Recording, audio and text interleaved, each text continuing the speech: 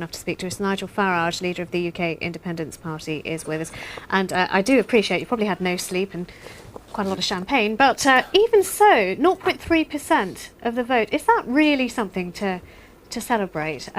It's a single issue, it's Europe, it's proportional representation, the wind was completely behind you, and if 0.3% is the best you can do, well, it's not great, is it? Well, we had a meteoric rise 5 years ago. We got that score of 16% 5 years ago, and everybody said it could not be repeated, it wasn't possible.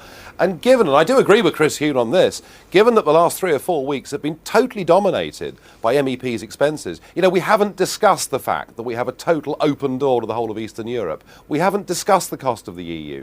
We haven't discussed the fact that Labour and the Lib Dems broke their promise on giving us a referendum, and that the Tories won't make a proper, firm, principled commitment. So given all of those things, I think it's a hell of an achievement to have got the score we have when the EU issue wasn't properly debated. Yes, but what about this argument that this is nothing to do with actually being pro-UKIP? It's not Labour. It's a kick in the teeth to Labour rather than a positive vote for UKIP. Well, I heard that argument in 1999. I heard it in 2004. I'm hearing it again in 2009. These results can't all be flukes. Look, there is now a clear majority of people in this country that want our relationship with the EU to be based on trade, cooperation, let's be good neighbours, but let's not be part of this political union. So it's not surprising that UKIP gets votes in elections such as this. Tell me what happened in the North West. 900 votes, BNP beats you. What is it about their message that got through when yours didn't? Well, it's the other way round, I think. I mean, look, they have had double-page spread after double-page spread, day after day after day. They've been demonised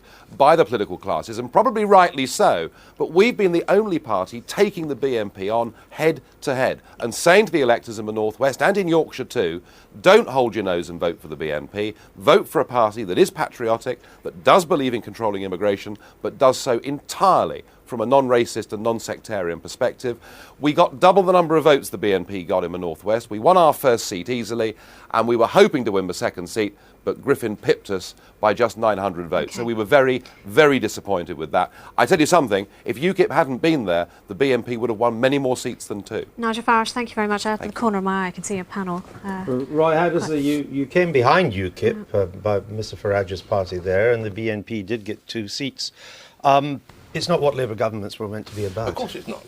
But Mr Farage admits himself that had it not been for UKIP, BNP would have got more votes and more seats. And what he's actually saying is they're appealing to the same audience, the same... You could have said that of Margaret Thatcher. I mean, Margaret Thatcher destroyed the National Front. It was true in but part. no one said that Margaret Thatcher was part of the National Front. But some people voted for Margaret Thatcher for the sort of chauvinism which UKIP stands for. There's no question about that. I'm not saying it was a general position of the party. UKIP than the BNP. Well, BNP and UKIP are chauvinist parties, and both of them have exploited put them the in the same idea category? both of them exploited the idea that Britain's society has been undermined by what he described as this wave of immigration. But if from you Eastern put Europe. them in the same category, it may explain why your party is so out of touch with public Well, opinion. I said already, Andrew, it's not my job this morning to say the party has made achievements when it hasn't. Roy, Some of the problems are You were saying to me that you thought you could win the next election, which I think is absurd. I mean, this is the lowest share of the vote for Labour since it fought as an independent party 1918. Even in 1918, its first election as an independent party, it had a higher share of the vote.